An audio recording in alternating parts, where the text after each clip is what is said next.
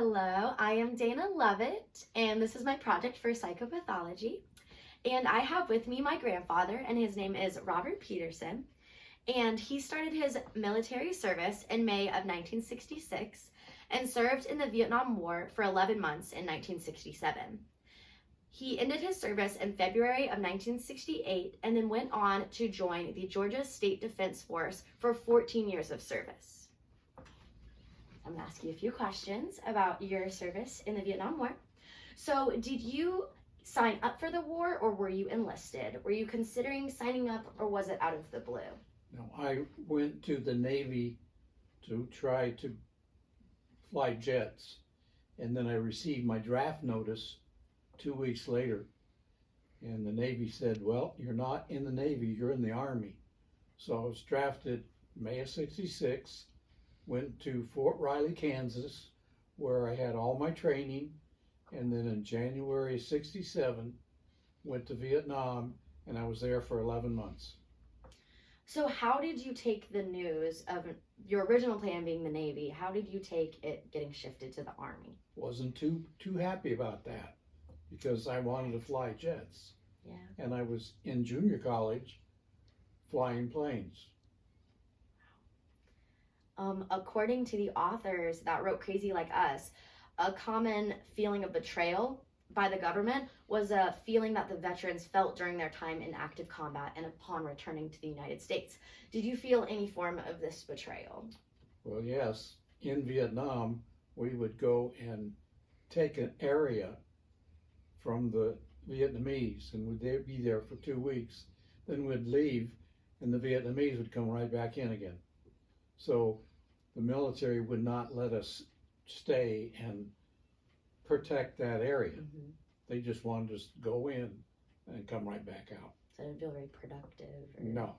Like there was a point to it. And I was enlisted, and I was a sergeant over in Vietnam, and I had 13 in my squad. That's a big responsibility. Yeah, well, the 13 in my squad, in 10 months, there was only 2 left. 6 of them were killed, 5 of them wounded bad enough to be sent home. And I was with our battalion commander, Lieutenant Colonel, when he was killed. Yeah. Can you talk about your injuries? Because you got 2 Purple Hearts. 2 Purple Hearts, yeah. I got wounded in the legs, and 6 weeks later I got my arm messed up in a mortar attack. Gosh. That arm, the doctor said, how long have you been in country? And I said 10.5 months.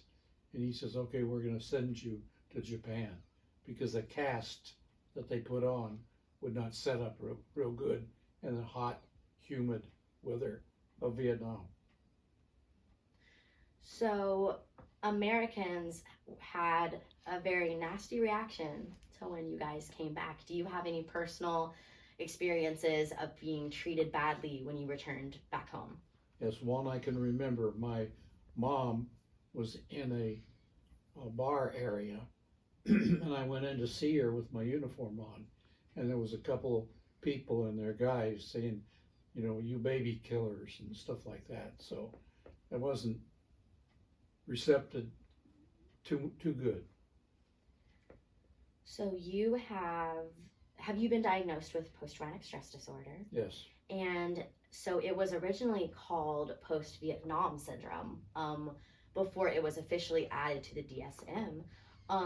What made you originally feel that you needed to seek professional help, and can you describe the process of getting diagnosed? Well, I think what happened is I went to the VA to get some help on my prescriptions, general. So they got me in the system, and when they got me in the system, they saw my military background with the Purple Hearts and the combat infantryman badge and stuff. They says, well, let's just send you to our psychiatrist. So I went there, and they listened to all the things that had happened to me, and that's when it started. Every week I would go down for group and individual, and it just carried on. The individual carried on I'm still going because they're still helping me on some of the stuff that does come up. every once in a while. So did you know what PTSD was at the time, or did you just have no idea? Well, when I was in Vietnam, no. Yeah. When they, 2006 or so, I heard of it, and Really? yeah, I think I knew what was happening. That the after the war, the things that I saw and the things I did kept on coming back. Mm-hmm. Various smells would trigger things. I do I have a CPAP right now, and the CPAP sometimes makes it claustrophobic. Yeah.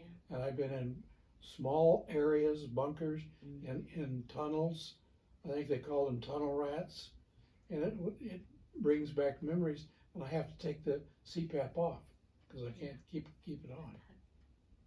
So you said until what, 2006? 2006. That it took for you to finally realize that like you needed treatment, or you had something that you needed to. Well, the VA started to give me processes. Yeah. And during the process, it was one-on-one with a psychiatrist, Mm-hmm. and then a group of Vietnam veterans talking about their experiences and stuff like that. And then it started to just taking me with a one-on-one psychiatrist, in which I've been going since 2006. Wow, I can't believe it was that long until. Well, it's, well, I think the reason is because I was working and I had a lot of stuff to do. I got married and I got the 2 girls, so I was always busy. Yeah. But towards the latter part, I slowed down in the business and I started thinking. You had more time to think. Yeah. About the person that got his head chopped off and bodies and stuff. Not too good. Yeah. Gosh, I've heard you tell me before about some triggers of things that you witness in everyday life that bring you back. Can you explain kind of what some of those are? Especially during the summer, the smell here, it was, I like Vietnam because it's hot and humid. And a lot of times when I'm cutting the grass, I get the smell of the grass. I get the smell of diesel fuel. Now, diesel fuel was to clean my 50 caliber machine gun. And I'd clean it with that. But now, and I'd do it every day, morning and then the night. So after months of doing that, the smell of diesel fuel will bring back the memories of cleaning those weapons, and I use them a lot. Do you feel that the group therapy with the other veterans, was that beneficial? I think it was. Okay. It to some degree, but what it did, it boiled up more things from what they had said. One person said something, and I said, "Oh yeah, that's right. It's in there." So was it kind of not helping, but making you kind of relive and bring out stuff that maybe you had put down, or like reminding you of kind of things you forgot happened over there? Well, to some degree. Yeah. You'd almost feel like you had the weight of what they were talking about as well. Like, did it almost feel like you felt the weight when they would be talking about their experiences? Yeah. So you said that you still do individual therapy. What type of therapy are you doing? Are you just talking to them, or like what do you do in your therapy sessions? I have them every 6 weeks. Okay. And it's with Dr. Weigel, and she's a psychiatrist for the VA. And the meeting is set up every 6 weeks at a certain time, and I usually go down there. It's usually 45 minutes, maybe, and it's individual, and it's not necessarily talking about Vietnam. It's just talking about general, how are you doing? Is there things coming up that is very good in your life? I say, we're going on a cruise, or we bought the home up in Blue Ridge, we go up there. So it's usually just a general nice feeling type thing. Okay, so you said that you do individual therapy. Do you pair this with any type of medication to help as well? No, I do not have any. You do not have any medication? No. Okay. Well, thank you so much for sharing your experiences.